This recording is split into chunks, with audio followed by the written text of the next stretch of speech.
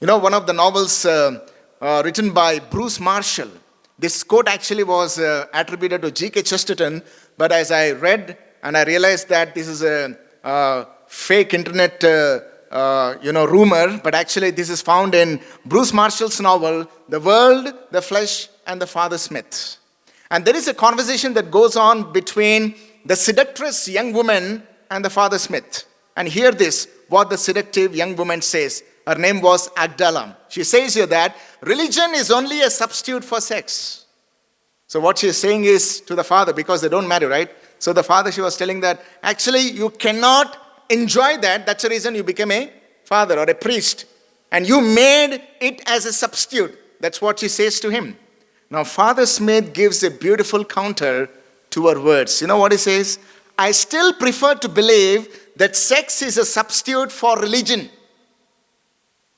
And that the young man who rings the bell at the brothel is unconsciously looking for God. Now that's a very strong statement. The young man who goes for a prostitute, he says that he's actually looking for God. Now people wonder what kind of a statement is. It's very popular actually and very powerfully stated. How is it that the young man or men or women, when they go for some kind of satisfaction, that they're looking for God? It means that man was made to seek God, to find peace, joy, and satisfaction in Him alone. That is how man and woman were made for. But he turns to sex to find them, when what he needs is actually God, who alone can satisfy man's inmost being.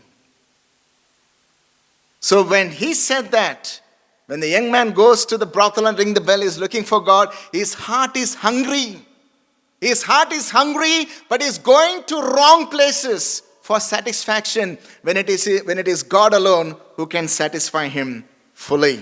And I remember what Jeremiah 2:13 says. God says these words in Jeremiah chapter 2 verse 13 exactly. He says that, for my people have committed two evils. What are the two evils? They have forsaken me, the fountain of living waters. They have forsaken me and hewed out cisterns for themselves, broken cisterns that cannot hold water.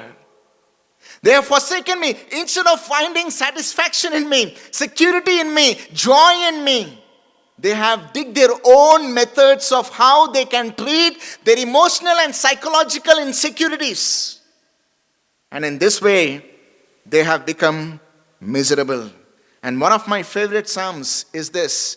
And the verses is this. A lot of people think that, especially this is very because of the legalism that is so prevailing. And a lot of young people think that Christian life is a very boring life. I remember once an unbeliever asking me, you guys don't do a lot of things that we do. How do you enjoy your life? And I told her that I enjoy my life more than any of you do. Because the Bible says that in Psalm 16 verse 11, Psalm 16 verse 11, you see what it says. You make known to me the path of life. In your presence there is fullness of joy. At your right hand are pleasures forevermore. You know, God has pleasures. God is a pleasure-giving God. A lot of people think that God is only giving pain and He wants to punish you for the mistakes you do. No, the Bible doesn't speak that. There are pleasures forevermore at the right hand of God. And I love what John Piper says, that if you want to fight against the pleasure of sexual immorality, he says that you need to fight against it with the pleasures of God. Only the greater pleasure can conquer the inferior pleasure. And the pleasures of God are greater than the pleasures of sexual immorality. Lust gives immediate and momentary pleasure, followed by future pain and destruction. But God gives lasting pleasure, fully satisfying in Him. You know, once again to remind you from my last sermon, but this is a different statement. C.S. Lewis, he wrote the book Screwtape Letters, where the conversation is between the senior demon training, doing internship for the junior demon about how to seduce people and ruin them. And one of the formulas he gives to the junior demon, Lewis says, is this. He says that he gives a very good insight. He's saying that an ever increasing craving for an ever diminishing pleasure is the formula. Hear this carefully. An ever increasing craving. The desire and the longing keeps on increasing. For what? An ever diminishing pleasure. Sexual immorality is an ever diminishing pleasure. It doesn't fully satisfy, but your desires are stronger. And that is why people are addicted to sexual immorality more than anything else. Because you find there an ever increasing craving for an ever diminishing pleasure. And the demon says here, use this formula. Keep on increasing, so that they would never find satisfaction and be addicted to that. And I want to encourage you, my dear brothers and sisters, there is nothing wrong in seeking pleasures. God himself is a God of pleasure. And he made us for pleasures to enjoy in him. And our greatest pleasure and satisfaction that we find is in the maker of our souls. When you refuse him, when you refuse to find your sufficiency in him, when you refuse that solitude in him, when you refuse that time with him, when you refuse to seek him to fill you with joy and power and peace and patience and purity, now what happens is we easily turn to pleasures that we make them as gods of our lives.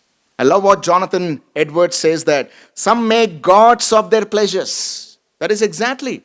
Although they don't say that you are my God, I bow down and worship you, but that is what they are doing practically. When they turn to the pleasure and idolize the pleasure, they are making that pleasure God of their lives. And he says that, but men can be happy in no other but the God of Israel. Men can find happiness in no other, but only in God. He is the only fountain of happiness.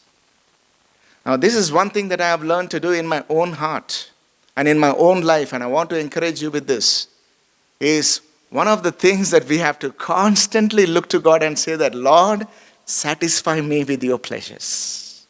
Especially when your heart is burning for immorality, and when you see that you are tempted for something that you shouldn't, the best way to do is to seek God and say that, Lord, fill me with your love.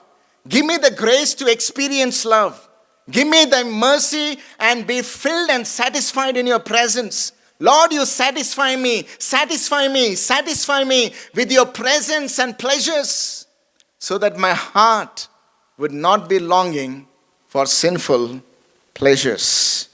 And I want to encourage you, dear brothers and sisters, be careful of this. There is one statement that I want to tell before I move to the next. Man can live without sex, but not without God. Sex is not the answer for our lives as today's world is projecting it as. Man can live without it, but he cannot live without God. God is our greatest need. When our hearts are satisfied in him, the power of temptation loses its allurement and grip over the soul. But when the heart is not finding sufficiency in God, the power of sin and temptation would be greater upon that soul. So run to God and find our satisfaction in him.